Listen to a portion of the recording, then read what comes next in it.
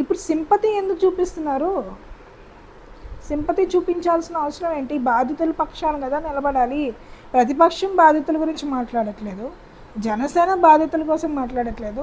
అరే ఆ పార్టీ కోసం పవన్ కళ్యాణ్ గారిని అభిమానించి ఒక డ్రైవర్గా తక్కువ జీతానికి పనిచేసి ఆఖరికి ఈ అనుమానాలతో లేకపోతే ఈ రాజకీయాలతో ఈ ఈ ఇద్దరి మధ్య ఆధిపత్య పోరుతో ఎవరు బలైపోయారు? ఇప్పుడు రాజకీయాల్లో ఈ అబ్బాయి కాకపోతే ఇంకో అబ్బాయిని ఉపయోగించుకుంటారబ్బా, అంటే ఉపయోగించుకుంటే మధ్యలో కుట్రలు జరుగుతూనే ఉంటాయి. కామన్, అది వీళ్ళు చేస్తారు వాళ్ళు చేస్తారు. ఇవి మధ్యలో ఉన్న వాళ్ళని చంపేయడం ఏంటి అసలు? నిజంగా మీకు అంత దమ్ము ఉంటే మరి బొజ్జల గారిని డైరెక్ట్గా వెళ్ళి ఎదుర్కోవాల్సింది. మధ్యలో ఉన్న ఇలాంటి చిన్న చిన్న పిల్లల్ని ఎట్లా చంపేస్తారు? చిన్న చిన్న పిల్లల మీద దాడులు చేసేస్తారు, నవ్వేరని దాడులు చేసేస్తారు, ఒక చోట ఏమొచ్చి చంపేస్తారు ఏకంగా. ఏంటిదంతా? మరి ఈ పొలిటికల్గా జరుగుతున్న ఎక్స్‌ప్లాయిటేషన్ గురించి క్వశ్చన్ చేసేది ఎవరు? ఇలా సాధారణంగా కార్యకర్తలు అంతా ఇప్పుడు పార్టీల్లో పదవులు టికెట్లు వచ్చిన తర్వాత ఓపెన్గానే మాట్లాడుతున్నారు. ఇట్లాగా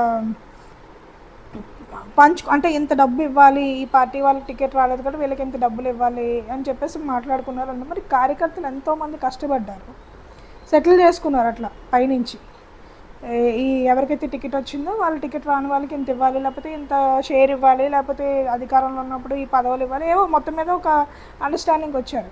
మరి ఎంతోమంది కార్యకర్తలు ఈ పార్టీల కోసం కష్టపడి డబ్బులు ఖర్చు పెట్టి ఎన్నో కార్యక్రమాలు చేసి కేసులు ఎదుర్కొని వాళ్ళకి ఏ గుర్తింపు లేకుండా ఉన్నారు కదా. మరి వాళ్ళందరినీ ఎక్స్‌ప్లోర్ చేసినట్టే కదా.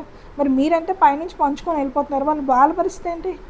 వాళ్ళు కేసులను ఎదుర్కోవాలి, పైగా మీ నుంచి హింసను ఎదుర్కోవాలి, మీ పార్టీలు పట్టించుకోవు. అంటే మీ పార్టీలో జరుగుతున్న కార్యకర్తలపై దాడి జరుగుతున్న దాని మీద మీరు పట్టించుకోరు.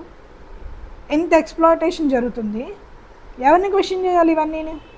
పోనీ వీళ్ళు వెళ్ళి కేసులు పెట్టారనుకోండి, ఏమంటారో తెలుసా? సింపుల్గా ఈ రాజకీయ గొడవలండి, కక్షపూరిత గొడవలండి, లేదంటే ఇన్ఫ్లుయెన్స్ ఉన్న ఎవడో ఉంటాడో అది ఫోన్లు